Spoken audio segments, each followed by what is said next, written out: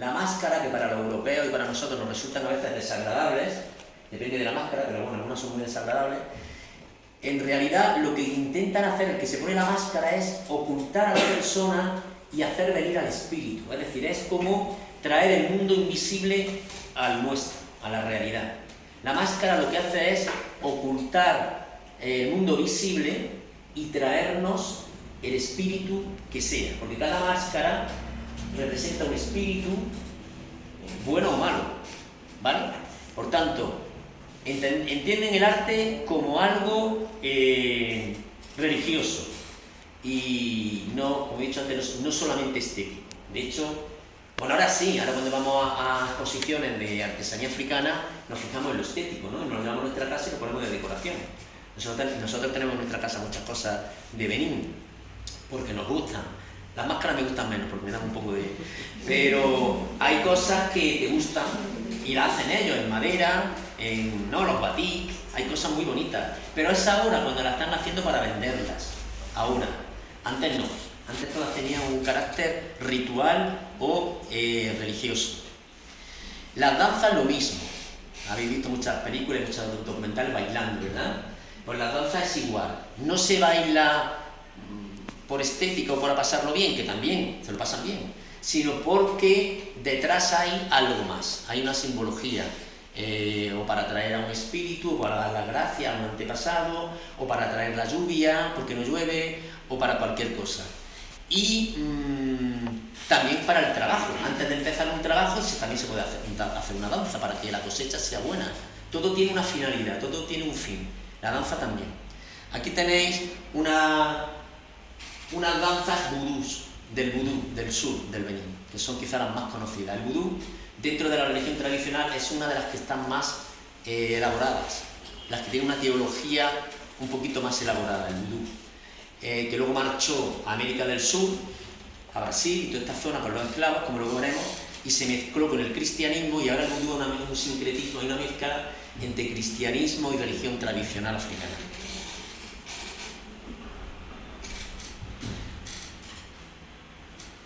Vale, otra característica es la cosmovisión holística. ¿Qué quiere decir eso? Para las culturas tradicionales africanas todo está unido. El mundo visible con el mundo invisible, todo está conectado. Nosotros en nuestra sociedad, ¿no? Nuestra sociedad está la religión por un lado, ¿vale? La biología por otro, la física por otro, la ética por otro, tenemos como espacios, ¿no? Compartimentos separados. Allí no, allí todo está unido, todo. Lo que he dicho antes, el mundo visible influye en el invisible y el mundo invisible influye en el visible. Y lo que tú hagas aquí está influyendo allí, en el más allá. Y lo que hacen en el más allá te está influyendo a ti. Un ejemplo de pensamiento holístico. Por ejemplo, yo soy un africano que vivo en un pueblo y arde mi casa. Desgraciadamente, tiene esa desgracia. Ha ardido mi casa y me he quedado sin casa. En nuestra mentalidad diremos, pues esa casa ha ardido por un accidente. Me he dejado el fuego encendido, o ha explotado la bombona, yo qué sé. Lo explicamos racionalmente por un accidente. Ellos no. Ellos dicen, a ver, ¿por qué ha ardido mi casa? Y no ha ardido la de Jorge, ¿no? Que es mi vecino. Es decir, eso tiene que ser por algo. Eso tiene que ser por algo. Eso de casualidad, la casualidad no existe. Eso es que alguien en mi familia ha hecho algo mal, y por eso ahora lo estoy pagando yo. O puede ser alguien que vive actualmente, mi hermana, mi hermano o mi prima, o puede que sea alguien que ha muerto, pero lo hizo tan mal que ahora me está afectando a mí. Entonces todo tiene un porqué, pero un porqué que buscan en el más allá. Entonces esa persona, en este caso yo que he ardido mi casa, iré al hechicero y diré, ¿por qué he ardido mi casa? Porque me puede arder otra vez si la construyo. Esto hay que solucionarlo de alguna manera. Y el hechicero te va a decir, pues mira, el problema está en que tu abuelo no le pagó a fulanito de tal una vaca que le compró. Hasta que tú no le pagues a los descendientes de fulanito de tal la vaca, pues vas a tener desgracia toda la vida. Entonces, pues tú le haces caso al hechicero y vas, le pagas la vaca al hijo del hijo del hijo de aquel, y bueno, es un ejemplo, ¿no? Para que veáis cómo todo está conectado. Entonces nosotros muchas veces no entendemos bien este tipo de pensamiento, pero ellos sí lo ven muy claro siempre, ¿no? Que como todo tiene una causa, todo tiene una causa. Vale. Lo siguiente sería, bueno, la economía esto está relacionado con lo que hemos dicho antes, lo del clan, es decir, las tierras, dentro de la mentalidad tradicional africana, no pertenecen a nadie en concreto, sino que es de todo el mundo. Entonces todos cultivan la tierra para todos. No va solamente una persona que lo cultiva, sino que se hace todo de manera comunitaria. Eso está dentro del pensamiento que hemos dicho antes, de familia extensa, y que el clan es el responsable de todo, también de la economía. Y la economía también es comunitaria, también lo hemos explicado un poco antes, ¿no? Yo no puedo tener dinero para mí mismo, tengo que tener dinero para todo el clan, no solo para mí mismo. Quizás esa sea una de las causas, algunos economistas dicen que esa es una de las causas por las que estos pueblos no han evolucionado económicamente. Porque nos comentaba una vez, estando en la misión allí en Benín, el cocinero de la misión, fijaos la mentalidad. Es decir, como todo es de todo, nadie puede sobresalir. Es decir, todos tenemos que estar igual. Entonces nos contaba el cocinero que una vez, hablando de por qué no se desarrollaban, decía, es que es imposible con nuestra manera de pensar. Pues una persona en un pueblo de ahí de Benín, pues se hizo una casa mejor que el resto del pueblo, porque tenía más dinerillo y se la hizo mejor. Y se la hizo con ladrillo, con no sé qué. Pues ¿qué pasó? Que la gente decía que cómo es posible que fulanito de tal tenga una casa mejor que los demás. Pues se la quemaron. Se la quemaron. ¿Por qué? Porque todo el mundo tiene que tener lo mismo. Claro, nosotros eso no se entiende, ¿no? Pero eso, es que todos tenemos que vivir igual y nadie puede sobresalir ni por arriba ni por abajo, ¿no? Una solidaridad entendida así. Bien. Otra estructura que tenemos aquí, que es una sociedad muy jerárquica y tienen los papeles muy definidos. El anciano siempre es el que hay que consultárselo todo y el que va a decidir el futuro del clan. Siempre hay que consultar al anciano o a la anciana, que es la que tiene el poder en el pueblo, en el clan, en la tribu. El papel del hombre y de la mujer está muy definido. La mujer se dedica a tener hijos, a ir al campo a por la leña y a cocinar y a ocuparse de las labores. Tienen su propio campo para cultivar ella la comida, pero todos los días tiene que salir al campo, recoger la leña y siempre, si tiene un bebé, tiene que ir con el bebé a cuestas, a todas partes. Se ven mujeres trabajando el campo con su bebé en la espalda. Y las niñas se encargan de los bebés.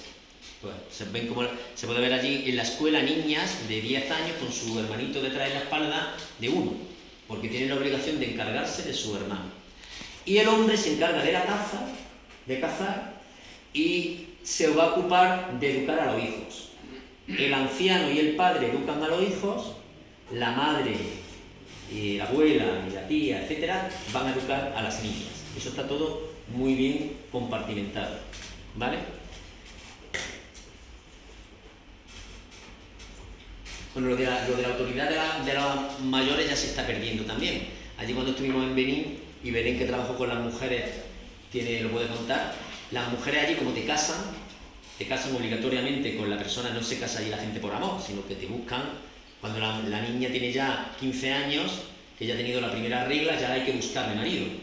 Entonces, se la casan con cualquiera del pueblo, y puede que sea la segunda mujer o la tercera mujer. Ya os he dicho antes que solamente tiene validez en el matrimonio de la primera mujer. Total, que había ya mujeres que no estaban de acuerdo con esa tradición y tenían conflictos con el anciano y con la anciana. Porque la anciana decía, si yo lo he hecho así, tú tienes que hacerlo también igual. Y el anciano decía lo mismo. Igual que con el tema este de la... Nunca me sale la palabra, la ablación del clítoris, ¿no? ¿Sabéis, no? El corte del clítoris que le hacen a las niñas cuando tienen ya 15 años. Ahora voy a hablar de eso. También se niegan las jóvenes a hacerlo, aparte de que ya está prohibido por la ley. Pero hay ancianas que se dedican a eso, a hacer la excisión del clítoris. Y tienen presiones muy fuertes de la familia, muchas de ellas tienen que huir del pueblo para que no se lo practiquen. Por eso que la tradición muchas veces es muy autoritaria y muy dictatorial, ¿no? Y no trae mucha felicidad en muchos casos, ¿no? Otra de las costumbres que tienen estas culturas son los ritos de iniciación. Los ritos de iniciación es cuando tú pasas de niño a adulto o de niña a mujer, de niño a hombre. Son ritos que en los niños se hacen con la circuncisión y en la niña se hacen con la excisión del clítoris.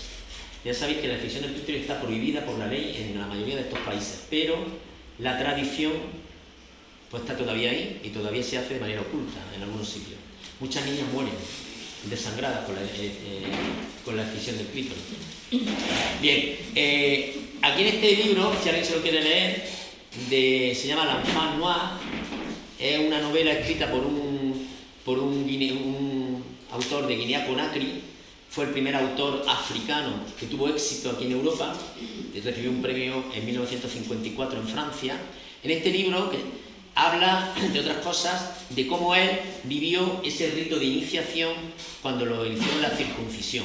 Y te cuenta que juntaron a los chicos del pueblo, a todos los que tenían pues, la edad, no sé, serían 14 años o 15, se los llevó un adulto que era el responsable de hacerles la circuncisión, se los llevó a todos al bosque, solamente tenían que llevar un taparrabo nada más. En el bosque estuvieron un tiempo con el responsable de que iba a hacer la circuncisión, comiendo frutos. Tenían que estar un mes en el bosque el grupo de niños. El rito era ese, estar un mes en el bosque alimentándose de lo que cogieran del bosque. Pero cuando llegan al bosque, el que va a hacer la circuncisión los circuncida a todos con una cuchilla de afeitar, les lía el prepucio con una hoja y con barro y con todas estas cosas que usan ellos y se va. Y ya los deja allí un mes. Tienen que aguantar el mes entero en el bosque. Si alguno vuelve antes del mes, ya es deshonrado por la familia, porque no ha sido capaz de superarlo. Y muchos de ellos contaban que lloraban, que se les infectaba, y bueno, te narra. Es un rito de iniciación, en este caso en los niños. El que supera este rito de iniciación, ya un hombre, ya va a tener responsabilidades de hombre, aunque tenga 15 años, 16, da igual. Ya se puede casar, y las niñas igual. La niña es peor, porque le hacen lo que hemos hablado antes, la excisión del clítoris, que es peor todavía. ¿Vale? Bueno, vamos a seguir. Bien, vamos a continuar. Bien, eso eran un poco las características de las culturas de estos pueblos. Una de las páginas negras del África negra, nunca mejor dicho, una de las páginas negras de Benín también fue la esclavitud, la trata de esclavos. La trata de esclavos que se dio sobre todo en esta zona de África, que por eso se llama Costa de los Esclavos, en toda la zona esta del Golfo de Guinea. De aquí salieron casi todos los africanos rumbo a América. Es que me emociona un poco. Bueno, la esclavitud existía ya antes de que llegaran los europeos. Entonces, existía, es decir, entre ellos ya había esclavitud. Siempre existió la esclavitud. Y los pueblos del norte, los árabes, que vivían en el norte de África, venían hasta aquí, compraban esclavos y los llevaban pues, a Argelia, Marruecos, todos estos países. Entonces, ya existía el comercio de esclavos. Lo que pasa es que el comercio de esclavos que existía antes de los europeos eran esclavos porque eran prisioneros de guerra, luchaban entre clanes y el que perdía se llevaba esclavos como prisioneros. Y los esclavos, entre ellos los dedicaban pues, a cultivar el campo o a tareas domésticas o a sacrificios, porque existían sacrificios humanos en esa época. Lo utilizaban para sacrificarlo a sus dioses. Esa era la esclavitud que existía antes de que llegaran los europeos. Cuando llegan los europeos, sobre todo portugueses, holandeses, franceses e ingleses, que empiezan a llegar a partir del siglo XV a todo lo que es las costas africanas, sobre todo los portugueses, que fueron los primeros. ¿Por qué venían por aquí? Pues ya sabéis, como Asia era el lugar donde estaban las especias, para ir hasta la India había dos opciones: o atravesar Europa, que era peligroso por todos los pueblos que había, los pueblos bárbaros que había por allí, y otra opción era bordear toda la costa africana, bordear África y llegar a la India. Entonces, al bordear el continente, pues iban construyendo fortificaciones en toda la costa y tenían relaciones los europeos con los pueblos, con las tribus que había cerca de la costa. En América, como los indios no había mano de obra para cultivar todas las plantaciones de algodón, tabaco y caña de azúcar que había en América, del Norte, en el sur de América del Norte, en el Mar Caribe y en la parte de Brasil, se necesitaba mano de obra para cultivar esas extensiones de algodón, caña de azúcar y cacao y café. Entonces, como la población indígena no existía ya prácticamente, en muy poca, se recurre a la población negra. Pensad que en el siglo XV a los negros no se les consideraban personas. Se les consideraban animales. Entonces, no había problema con cogerlos, porque hay igual que si coge un perro o un gato, no pasa nada. Para la iglesia sí eran personas porque tenían alma. La iglesia sí los consideraba personas y por eso los bautizaba. Los bautizaba, aunque también la iglesia tuvo su momento de negro también, porque aunque hubo personas importantes que defendieron a los esclavos, como Pedro Claver, por ejemplo. Pedro Claver, no Paco Claver, ese era uno que cantaba. Pedro Claver, San Pedro Claver era un santo que aquí en el sur, en el Caribe, en Cartagena, recibía los barcos de esclavos y se ocupaba de ellos. Entonces, vale, pues en esta época, desde el siglo XV al siglo XX, bueno, XIX, se calcula, bueno, hay muchas cifras, pero se calcula que alrededor de entre 10 y 15 millones de seres humanos fueron vendidos como esclavos en América.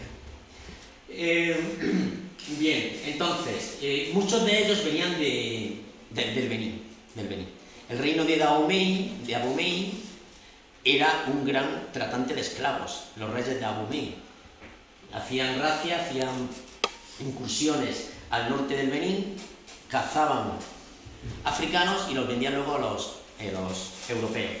A esto se llama comercio triangular. El comercio triangular era que los europeos venían con sus barcos a la costa de los esclavos, intercambiaban productos por esclavos, es decir, intercambiaban pues armas de fuego, telas, utensilios que les parecían interesantes a los africanos de aquí, y a cambio les daban esclavos. Con los barcos de esclavos llegaban a América, al sur de América del Norte, al Mar Caribe, y aquí los vendían a las plantaciones de azúcar y estas cosas. Con el algodón, el tabaco y la caña de azúcar, las materias primas que se recogían en esas plantaciones se llevaban a Europa, se vendían en las primeras industrias que ya estaba empezando la revolución industrial en Europa, y con esos algodones, con esas cañas de azúcar, se hacían productos que luego los barcos se les intercambiaban por esclavos. Y eso duró pues aproximadamente 3 siglos o 4. ¿Vale? Benín fue uno de los centros de esclavos más grandes que existían en esa época. El sur de Benín, el reino de Dahomey, el reino de Dahomey y Dahomey es lo mismo. La Dahomey es la capital y Dahomey es el reino. Pues, como he dicho antes, iban al norte, los Fon, la etnia Fon, iba al norte, hacia sus racias, hacia sus cazas de esclavos, en las poblaciones del norte los traían y se los vendían a europeos. En las poblaciones de Porto Novo, Unidad, todo esto existe actualmente. Son ciudades del Benín. Bueno, aquí tenéis algunos ejemplos de cómo trataban a los esclavos de la zona esta de África. Aquí tenéis un barco negrero, se colocaban como si fueran sardinas en lata, tumbados para ocupar más espacio. Cuanto más ocupaban, más dinero ganaban, claro. Y todas las bodegas las llenaban todos tumbados así. Los que eran enfermos o sabían que estaban moribundos los tiraban al agua. Y entonces no llegaban. No, porque eran mercancías, se consideraba mercancía. Aquí tenéis algunos ejemplos de cómo se consideraban a esta gente. Anuncios en los periódicos de esclavos, ¿veis? Se ponía en la zona de venta de animales. Era igual un caballo que un negro. ¿Vale? ¿Veis? Se vende una negra criolla, joven, buena cocinera, con alguna inteligencia en lavado, ¿vale? Y al lado de la venta del caballo. Y aquí lo mismo, venta de esclavos, todo estaba legalizado, esto era legal. Esto era legal. Nadie se planteaba que esto fuera un pecado, como un castillo de grande. Aquí tenéis ejemplos, y esta foto es del siglo XIX, ya de los últimos esclavos que había, de cómo tenía la espalda de los latigazos.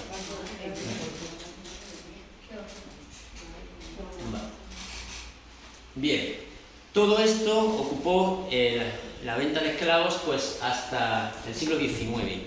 Aquí os voy a comentar rápidamente, ya os he dicho que la venta de esclavos no se planteaba porque se veía como algo normal, pero en 1772 hubo un caso, que es el caso de Somerset contra Stewart, que fue el inicio de la abolición de la esclavitud. ¿Qué es lo que ocurrió aquí? Pues Somerset era un hombre africano, era esclavo, y lo compró Stewart, un inglés. Lo compró en Virginia, que era una colonia en aquella época, era una colonia de Inglaterra, no existía todavía Estados Unidos como independiente. Entonces Stewart compró a Somerset en una venta de esclavos, se lo llevó a Inglaterra. Cuando estaban en Inglaterra, este esclavo, Somerset, se escapó. Se escapó y al poco tiempo lo atraparon. Lo atraparon y lo encerraron en un barco para devolverlo otra vez a Jamaica, que era colonia inglesa, y devolverlo otra vez a la plantación de donde venía. Pero hubo un problema, y es que sus padrinos, porque estaba bautizado, sus padrinos de bautizo lo denunciaron ante un juez en Inglaterra.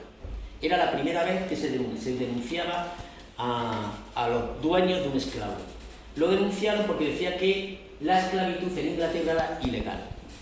Total, que hubo un juicio y el juez, después de una serie de requisitos, de cosas que ocurrieron, sacó la sentencia de que declaró que la esclavitud no tenía base legal en suelo inglés. Es decir, que en Inglaterra, según las leyes que había en aquella época, la esclavitud no era legal.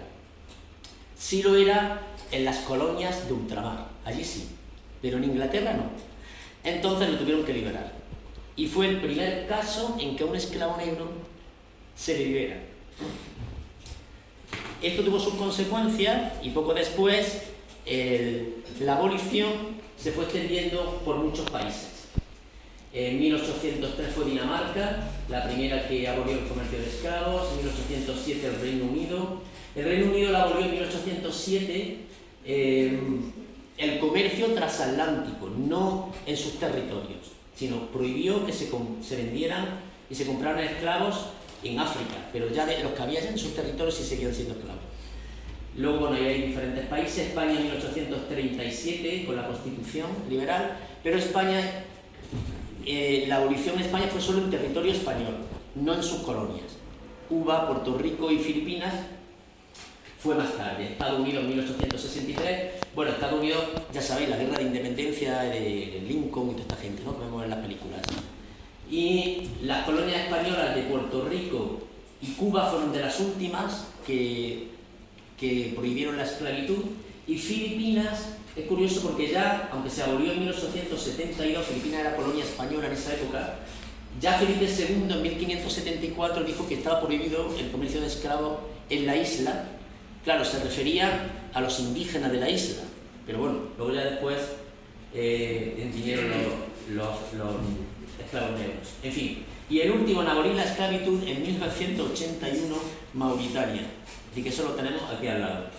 Actualmente existen todavía formas de esclavitud, pero bueno, ese es otro tema. Bien, continuamos. ¿Qué consecuencias tuvo el comercio en Benín? Pues muchas, ¿no? Se perdió mucha población joven, porque la gente, los que compraban eran jóvenes, no compraban a viejos para trabajar. Se perdió mucha población joven. Ahora hay unos grandes vínculos con Haití y con Brasil, porque todos los negros que hay ahora en Brasil, en Haití y en América, la mayoría provienen del Benín, de esa zona de allí. El vudú se trasladó con ellos y, como he dicho antes, se mezcló con el cristianismo, y el vudú existe también en Brasil y en Haití y en todos estos países. Y en Benín, si vais alguna vez, vais a ver que en el sur hay un museo en Unidad y en Abomey y en Porto Novo dedicado a la esclavitud, de cómo se comerciaba con esclavos. Y esta foto que tenéis aquí es la Puerta del No Retorno. Es un monumento que hay dedicado a los esclavos que salieron de Benín y nunca jamás volvieron. Entonces veis, pues, cómo salen esclavizados hacia el barco y está mirando al mar, ¿no? mirando a América. Vale. Bien, entre todo esto que os he contado, aparece un personaje en 1856 que es Melchor Marion de Brézillac. ¿Quién es este personaje? Pues esta persona es el primero que va a llevar el Evangelio a Benín y a la costa de los esclavos. Marion de Brézillac fue un obispo, llegó a ser obispo, es francés, lo nombraron obispo en la India no le fue muy bien la cosa por una serie de circunstancias, volvió a Europa y él decía que quería ir a África a evangelizar a los negros, como se decía en aquella época. Entonces el Vaticano le dijo que tenía que crear una congregación para evangelizar y fundó la Sociedad de Misiones Africanas en 1856. Pero cuando empezó eran muy poquitos. Entonces él se quiso marchar junto con otros compañeros a Dahomey a evangelizar. Pero no llegó a Dahomey, llegó a Sierra Leona junto con sus compañeros y él junto con otros 4 compañeros murieron todos de fiebre amarilla en 1856 nada más llegar a África. Entre otras cosas porque aparte de llamarse Costa de los Esclavos, se llamaba Costa de la Muerte porque estaba la fiebre amarilla y el paludismo y todos los que llegaban morían. En 1856, el 8 de diciembre, ahí en Lyon, en la Basílica de Fourvière, funda la Sociedad de Misiones Africanas. Esta sociedad empezó con algunos sacerdotes, con muy poquitos. Los primeros que llegaron a Benín, a Dahomey, fueron un español, Francisco Fernández, y un italiano, Francesco Borghero, junto con otro francés. Llegaron a Dahomey en 1861. El español, fueron 3, un francés, un español y un italiano. En el barco se murió el francés. Como los chistes. Como los chistes. Este era un francés, un español. El francés se murió en el camino, en el barco. Y llegaron Francisco Fernández y Francesco Borghero. Francisco Fernández duró un mes y se murió también, porque tenía la fiebre amarilla. Y Francesco Borghero aguantó más, porque tenía una salud muy fuerte, y él aguantó allí 5 o 6 años, y fue el primero que fundó misiones en Dahomey, en el sur, en Porto-Novo, en toda esta zona de esclavos. Todavía había comercio de esclavos en esa época, cuando llegaron. Todavía existía la esclavitud. Fundó las primeras misiones en el sur del Benín y fue la primera vez que llegaba el Evangelio a estas zonas de África. ¿Qué ocurrió? Pues como ya había muerto Brézillac, nombraron a este señor que se llama Agustín Planck, sustituye a Brézillac en la Sociedad de Misiones Africanas y su objetivo es mandar el máximo de misioneros posible a África. Y se fueron mucha gente a África. Hubo muchos misioneros que en esta época se marcharon a África. Solo les movía la fe, nada más. Entre otras cosas porque duraban una media de 2 años, la mayoría. Se despedían de su familia y ya no volvían más. La mayoría no volvían. Y hubo una gran cantidad de jóvenes misioneros que marcharon para allá, sobre todo para la Sociedad de Misiones Africanas, para la parte de Dahomey, del Benín. Y gracias a estos sacerdotes, poquito a poco, el Evangelio fue llegando al sur del Benín. Este señor, Francesco Borghero, fue una persona, un misionero muy importante en aquella época. No murió, fue de los pocos que no murió, que pudo volver. Tenía un gran carácter, era una persona de carácter. Bueno, para estar allí en aquella época tenías que tener carácter, porque era muy duro. Y él lo primero que hizo fue ponerse en contacto con el rey de Abomey. Ahí tenéis el rey de Abomey de aquella época, Glélé. Pues este señor Glélé le dijo que quería hablar, que si quería hablar con él, que fuera hasta su palacio, porque él no se iba a trasladar. Entonces Francesco Borghero le dijo que sí, que iba allí a hablar, pero con una condición, que no hiciera sacrificios humanos cuando llegara, porque la costumbre que tenían estos reyes es que cuando llegaba un europeo a visitarlos, delante del europeo sacrificaban a seres humanos como fiesta y alegría de recibimiento. Entonces puso la condición de que si iba a verlo, pues no podía haber sacrificio humano. Y lo hizo así. Fue el primer europeo que consiguió hablar con los reyes de Abomey sin que hubiera sacrificios humanos. Habló con él y este señor le dijo que no podía evangelizar a los adultos, solo te podía evangelizar a los niños, nada más. Y empezó algo así. Entonces Francesco Borghero comenzó creando colegios con niños en el sur, en Porto-Novo y en Huirá, y se ocupaba de los niños y de los enfermos. Esa fue la primera labor que hizo la Iglesia, las misiones en estos países, enfermos y niños. Francesco Borghero volvió a España, volvió a Italia, pasó por España por una cosa muy curiosa. Aquí en España, Planck, el que sustituyó a Brecillas, creó un colegio en Puerto Real, en Cádiz, solamente de niños africanos, un colegio de niños negros que se llamaba Pedro Claver. Y Francesco Borghero, antes de volver, pasó por el mercado de esclavos y compró 12 niños para liberarlos, claro. Los compró y se los trajo a Puerto Real y se los trajo al colegio de Puerto Real para que recibieran educación, porque el objetivo del colegio de Puerto Real era educar a niños negros, formarlos para luego mandarlos otra vez a Dahomey y a su país y que evangelizaran a sus compañeros. Este colegio desgraciadamente duró muy poco tiempo porque vino la desamortización de Mendizábal y lo cerró. Entonces duró 2 o 3 años nada más el colegio. Otro protagonista que quiero comentar así rápidamente, como un misionero también muy adelantado a su época, este señor Francis Opié, también de la Sociedad de Misión Africana, también trabajó en Benín. Este es más actual, llegó al Benín en 1902 de sacerdote, empezó dando clase de maestro en las escuelas primarias de la misión, pero este hombre desde el primer momento se interesó por las culturas africanas, las estudió, aprendió la lengua y empezó a defenderlas.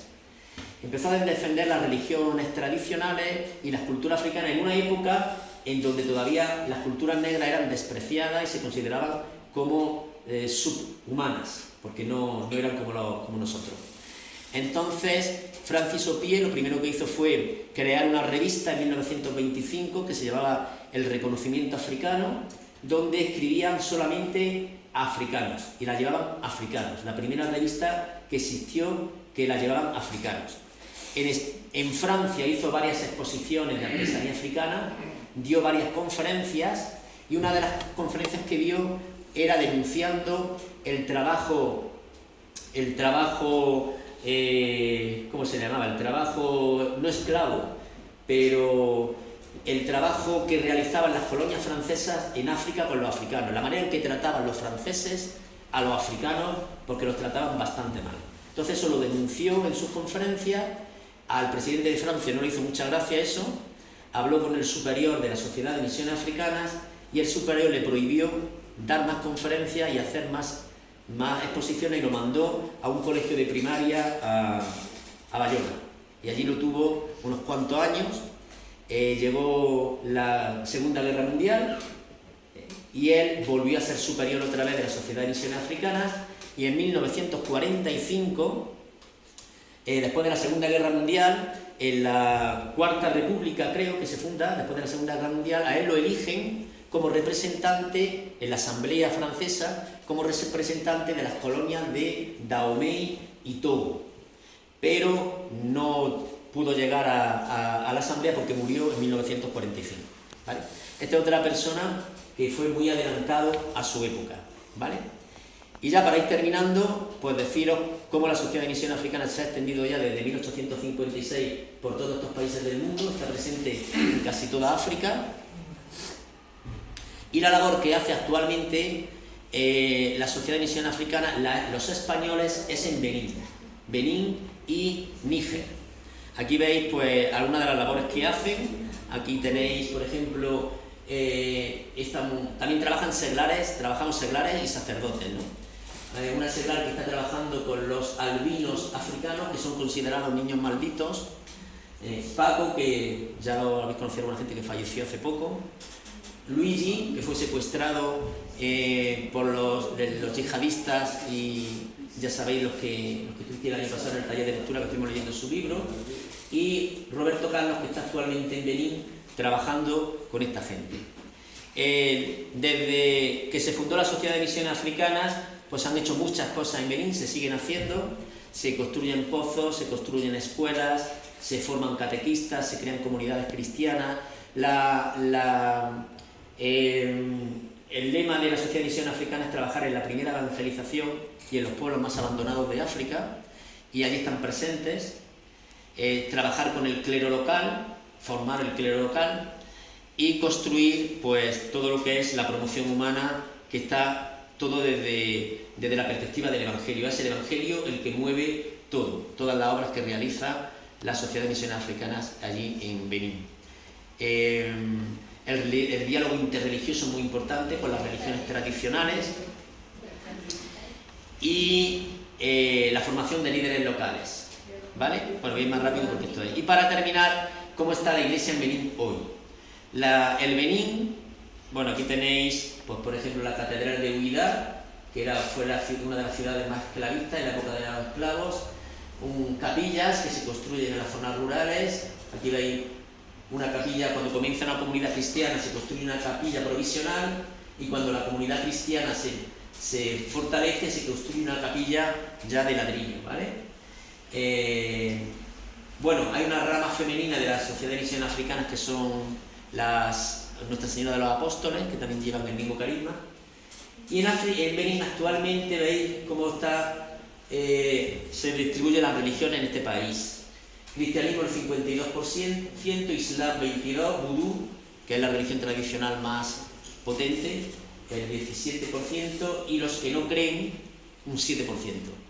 Dentro del cristianismo tenemos católicos, evangélicos y sectas cristianas. Aquí está todo. Los católicos representan el 30 y tantos %.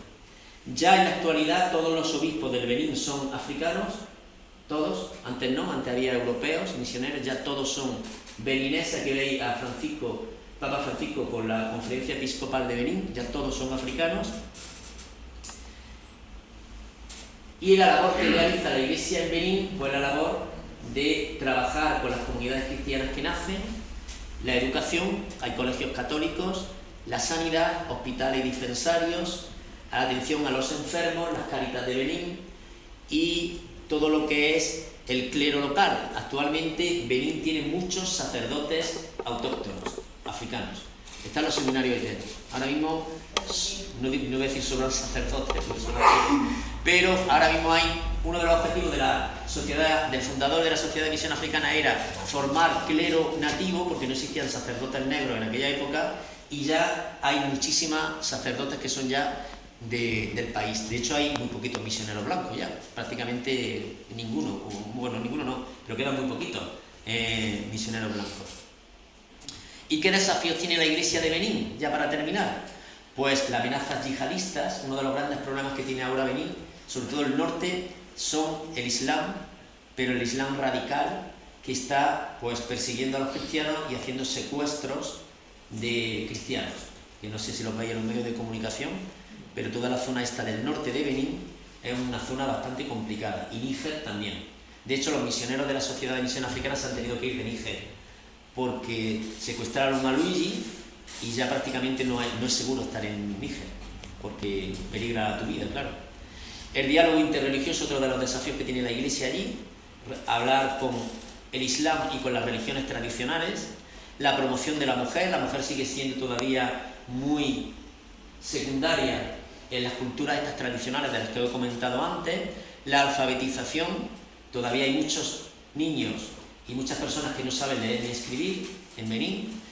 La pobreza, el hambre y la desigualdad, un país muy pobre, y uno de los objetivos de la Iglesia es corregir y atender a toda esta gente que vive en la miseria, que es prácticamente todo el país. La atención sanitaria, los hospitales, hay seguridad social. La atención sanitaria de la Iglesia es la única que es gratuita, el resto no es gratuita. Atender a las comunidades cristianas que nacen en los pueblos, cada vez hay más. La inculturación, adaptar el Evangelio a estas culturas tradicionales que os he dicho antes. Ya los primeros misioneros tradujeron la Biblia y el Evangelio a las lenguas Bariba, Fon, de todas estas etnias que os he hablado antes. El clero nativo y los misioneros, es decir, ya hay muchos sacerdotes, y los misioneros, pues a ver cómo se hace ese trabajo entre misioneros y clero nativo. Y una esperanza muy grande, porque la Iglesia sigue siendo signo de esperanza en medio de todo esto que os está poniendo. Y para terminar, pues termino con un proverbio africano. Hace más ruido un árbol al caer que miles de árboles creciendo. Desgraciadamente, las noticias negativas hacen más ruido que todo el bien y todo lo positivo que hay en esta cultura y que se está haciendo en todos estos países. Y con eso, pues, terminamos.